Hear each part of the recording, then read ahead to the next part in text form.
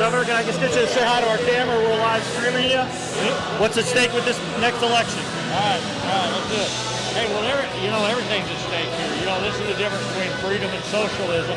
And I think when you look at Missouri values, what we represent, what I represent, hard work, Christian values, moral values, and the love of this state, the love of this country, that's what this is all about.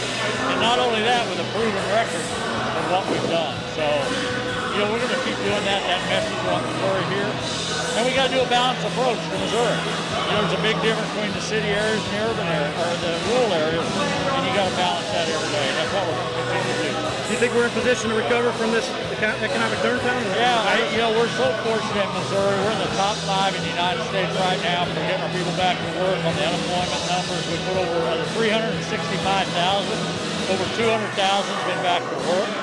We're in the top 15 for recovering our economy. We're headed in the right direction. You just got to do a balanced approach. You got to be able to handle the virus, handle the economy, handle the schools, and people got to keep moving forward. Well, the stats would show that we've got it very much under control. Ladies and gentlemen, the Governor of Missouri, Mike Parson. Thank you for having me on. I appreciate it. Thank you, Governor. Thank you. All right, everybody, we'll be back with more. This is the Cardinal Cowboy. Get up.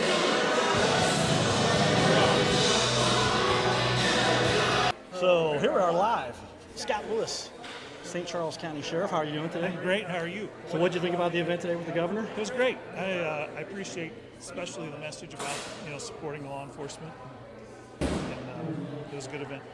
It's great to have a former sheriff, now the governor of the state. That's right. And so you can relate there. Many years of service. Where are we at with our county, our country, our state? And what have you seen?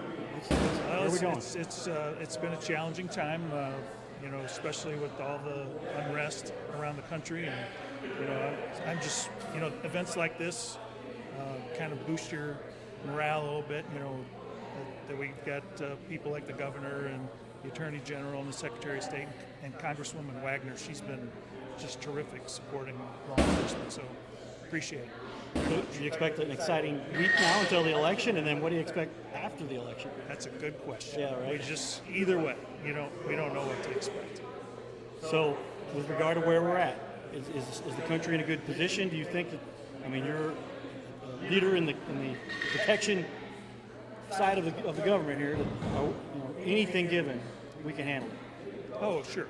Yeah, anything that happens, we can handle it. It's, we're fortunate here in St. Charles County not to have the issues like, that they're having around the country, but, still we're, all the police chiefs, we talk regularly and doing, some planning and we're going to be ready for whatever happens. Kind of a proactive approach. A lot of times it's just a matter of if you communicate the message to the community, they're allowed to speak, they're allowed to voice their opinion, but let's just not let anyone get hurt. Yeah. We've had a number of events this summer, and all of them have gone extremely well, and we're happy with that.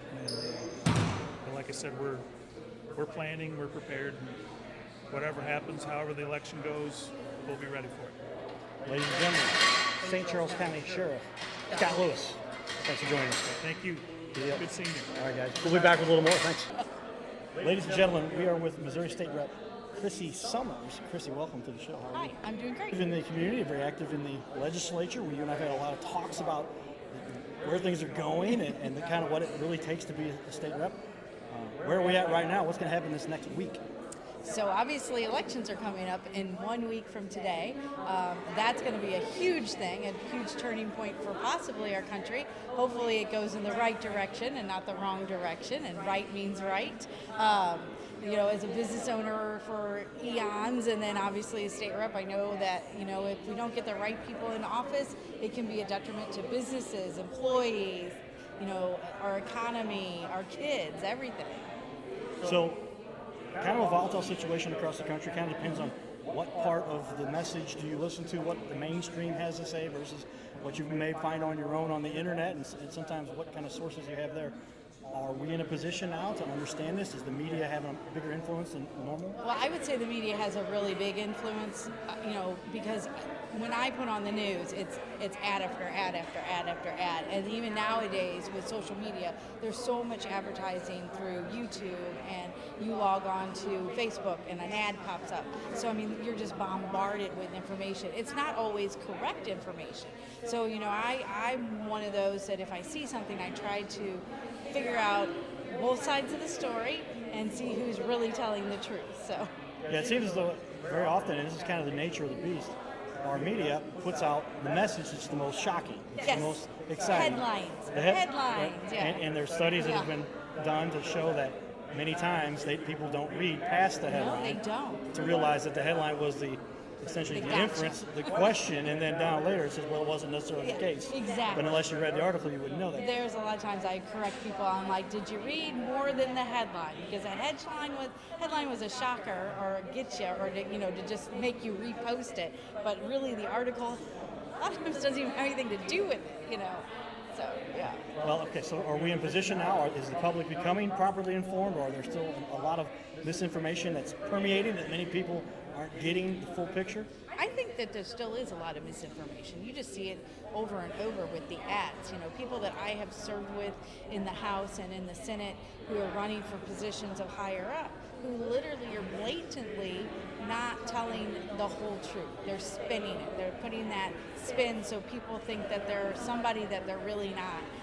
And I'm talking about the other side. I'm not saying that we don't have our own spin, but it just seems like I have served with people both in the Republicans and the Democrats, and whenever the Democrats get online or do their social media and that, they tend to, in our state, try to be a lot more middle or conservative when you hear their ads. I remember when Governor Jay Nixon at the time was running, and you could have plopped any conservative Republican's name into his ad and it would have fit that person perfectly. But serving with those people, I knew that once they got into office, that's not exactly how they work. And so you have to be very careful about ads. I like your perspective on that there is definitely a perspective, if not a spin, but a perspective. And that's where I come strongly with, what I overcame as somebody who's gone through a coma. And you had nominated me for that award, thank you. The Brain Injury Association of Missouri, shout out to them. And it is really the truth that it's a matter of how do you want to perceive the issue many times, and do you want to shut out certain information so that you can only take on a perspective from this side, or do you want to take full information or at least let the other side of the information in? How often do you think it is that people kind of shut down, and to me it's a matter of, do they want that positive, they want to look for that positive light, or are they kind of stuck in a negative perspective and they want to focus on that? Right. Oh, I see that a lot even like on Facebook. You'll see people that were very reasonable and they would talk to you about any issue, and then this election cycle has really pulled people apart. Opinions are so strong right now. I think the issues themselves are still out there. You've got the conservatives who are very conservative, meaning, they believe in less government and things like that. And then you get the Democrats who, more are the social type issues. But one of the things that I did, and I know this is one example, Nicole Galloway's campaign called me this weekend, and they were, telling me about how Governor Parson's kicked 100,000 kids off. Well, to my understanding, those 100,000 kids were kicked off not because we just wanted to axe them off the rolls, but they didn't qualify. So, her saying that she's just... income basis, typically? I don't know exactly what their situation was. So there was people taken off, but they didn't deserve to be on there, so they right, there was better a reason that they were kicked off. Yeah, and so I know one of the things she is saying, and that's the spin on this, is she's going to put them back on. And I said, well, first off, how are you going to afford this? Because that money obviously comes from somewhere. I mean, if you put more people back on the rolls or you increase the rolls, you have to get the money from somewhere. So are you going to take it from education? Probably not, because she was touting she was going to do more for education. So I'm like, well, then what? Mental health? Our prisons, things like that. So I mean, a lot of times they want to sell this idea, but then they don't come full through about how it's really going to be implemented. Sometimes it can't be implemented because of laws, or the other thing a lot of times is money. Certain sides, usually the Democrats are, we're going to give away free education, we're going to give away all this stuff free, but that money has to come from somewhere, and it's every hardworking American that it's going to come from. It's not going to come from, it's just, like I said, the hardworking Americans, your middle class. That's who pays for this. One of my favorite lines from, I forget the movie, I tried to look this up, but by now it's been banished from the internet, which was, the money won't cost the taxpayers a single dime. It all comes from the federal government. And who's the federal government? Yeah. And then I ask, well, then where does the money come from that the federal government Exactly. uses? Exactly. And that's where I get very pro-business, because I believe it's a matter of fact, every resource that's given to help, every subsidy or government aid does ultimately get tracked back to a business or an employee who's been taxed, who happens to have a job that works at a business. How important is our economic future right now? Are we in a crossroads? Well, I would say it depends on who gets elected, and we're really, really on a crossroads. If you think about the last, what I say, 3.5 years before COVID, businesses were, and employees and everybody was doing amazing. Our minorities were the least amount of unemployment in, I think, I don't want to say history, but like in a very, very, very long time. And then obviously with COVID, that changed. There was a lot of people without jobs, not necessarily, their fault, or of their own, but the businesses were suffering, entertainment industries and restaurants and things like that. However, things are starting to turn around. We still have COVID, but in our area, and I'm not talking about on the East or West Coast, I'm talking about the Midwest, Missouri, we are starting to rebound as far as jobs. And I know there's still a lot of people suffering that have been laid off because maybe they were in entertainment or they were in restaurants or things like that. But I will tell you, I've talked to some restaurant owners, they changed their model when COVID came in. They have been doing as well, if not better, since COVID, doing strictly the curbsides and the carryouts.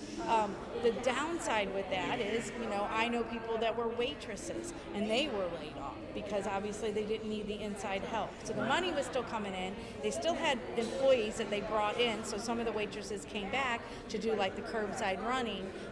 But what went up maybe was their kitchen help, the kitchen help.